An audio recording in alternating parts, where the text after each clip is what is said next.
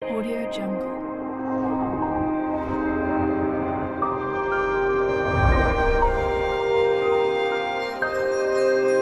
Audio Jungle.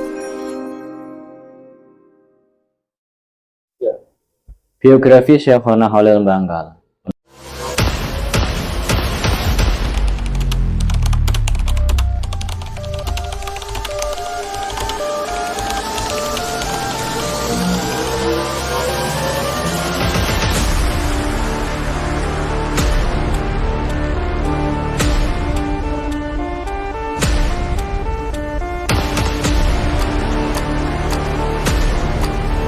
Perjalanan dakwah Syekhona Khalil Bangkalan, seorang ulama besar dari Madura yang dikenal sebagai guru para ulama Nusantara.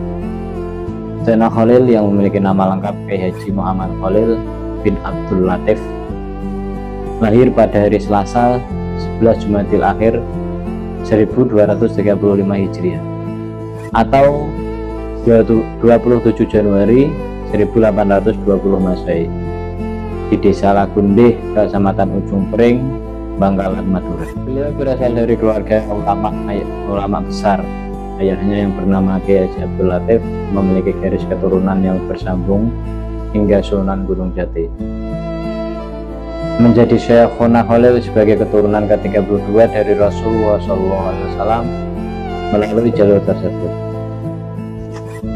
Awal kembali ke Nusantara setelah menimba ilmu selama bertahun-tahun di berbagai pesantren di Jawa dan kemudian di Mekah, Syekhona Khalil kembali ke kampung halamannya di Bangkalan, Madura.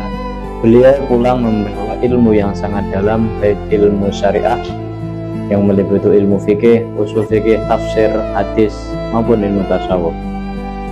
Namun sekembalinya beliau dari Mekah, beliau tidak langsung mengumumkan dirinya sebagai ulama besar. Justru beliau menyibukkan diri dengan pengabdian kecil seperti mengajar anak-anak dan membantu masyarakat. Syekhona tidak serta-merta membangun pesantren besar. Beliau memulainya dari langgar-langgar kecil, mengajar anak-anak dan remaja setempat, perlahan-lahan namun membawa penuh ketekunan. Beliau lebih menekankan pengajaran kitab kuning dan yang paling terkenal adalah alfiyahnya. Untuk para khatimat alfiyah Ibnu Malik, ini adalah momen yang paling penting untuk berkah tabarukan pada beliau Syekhona Khalil. Semoga kita semua bisa mendapatkan berkahnya beliau. Amin amin. Selanjutnya pengajaran beliau yang meliputi penguatan akhlak dan kesopanan santri, penanaman nilai-nilai tawadhu, sabar dan cinta ilmu. Pesantrennya tumbuh besar dan santrinya dari berbagai daerah datang, mulai dari Jawa Timur, Jawa Tengah, bahkan luar Jawa. Jalur dakwah, pendidikan dan tirakatnya beliau, Syekhona Khalil bukan hanya seorang ulama fikih, tapi juga seorang mursyid thariqah yang mengajarkan dan mengijazahkan thariqah Qadiriyah wa Naqsabandiyah. Beberapa sanad tarekat lain yang sampai kepada para ulama Timur Tengah. Beliau berdakwah lewat pendekatan tasawuf yang membumi, tidak ekstrim dan menyatu dengan kehidupan masyarakat.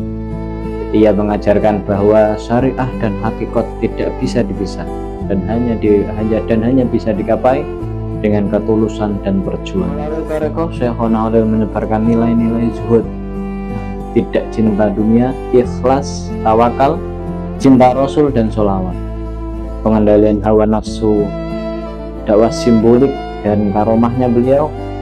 Metode dakwah Syekhona sering kali bersifat simbolik dan penuh makna. Salah satu kisah terkenalnya adalah ketika Kiai Haji Hasyim Asy'ari minta izin mendirikan organisasi Islam yang kelak menjadi Nahdlatul Ulama. Syekhona tidak menjawab langsung, tetapi mengirimkan tongkat dan sorban. Itu isyarat bahwa Kiai Haji Hasyim telah mendapatkan restu dan mandat rohani dari beliau. Dakwah seperti ini menunjukkan bahwa beliau mengandalkan hikmah dan karomah, bukan hanya logika, atau beberapa karomah beliau yang paling masyhur bisa membaca isi hati seseorang. Jadi kalau di makam nanti isi hatinya jangan aneh-aneh. Kalau aneh-aneh bisa dibaca beliau. Para zairin zairat mohon didengarkan ini. Yang kedua, bisa tahu seorang datang, bisa tahu seseorang yang datang dengan niat belajar atau hanya ingin menguji beliau. Dapat hadir di dua tempat sekaligus. Ini adalah kisah di lokasi. Namun beliau tidak pernah membanggakan karomahnya dan justru menyuruh santrinya fokus pada ilmu dan amal. Melahirkan ulama besar. Perjalanan dakwah beliau sampai ke seluruh Indonesia. Lewat santri-santrinya, beliau adalah guru dari para pendiri pesantren dan organisasi besar. Di antara lain adalah Kiai Haji Asyim Asyari, pendiri NU Jombang, Kiai Haji Wahab Hasbullah, Kiai Haji As'ad Samsul Arifin Situbondo, Kiai Haji Muhammad Syakir Pekalongan, Kiai Haji Bisri Samsuri. Akhir perjalanan dan warisan dakwah beliau, Syekhona Khalil wafat pada tahun 1925 Masehi di Bangkalan dalam usia lebih dari 100 tahun. Beliau dimakamkan di Bangkalan dan hingga kini makamnya menjadi tempat ziarah ribuan orang setiap tahun.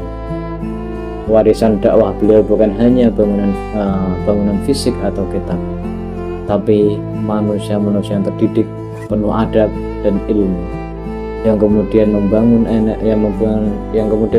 negeri lewat jalur pesantren. Dakwah Syekhona Khalil sangat luar biasa dikarenakan beliau tidak membangun popularitas pribadi, tapi mendidik generasi penerus.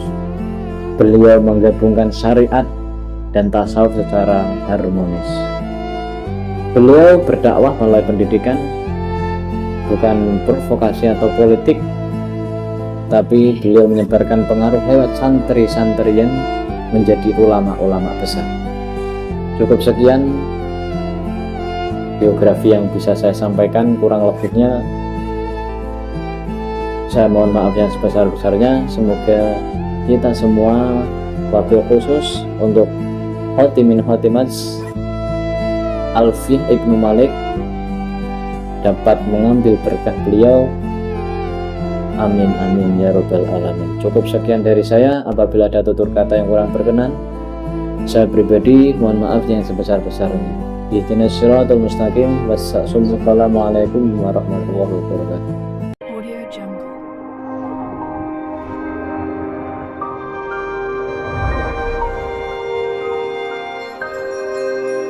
Audio Jungle.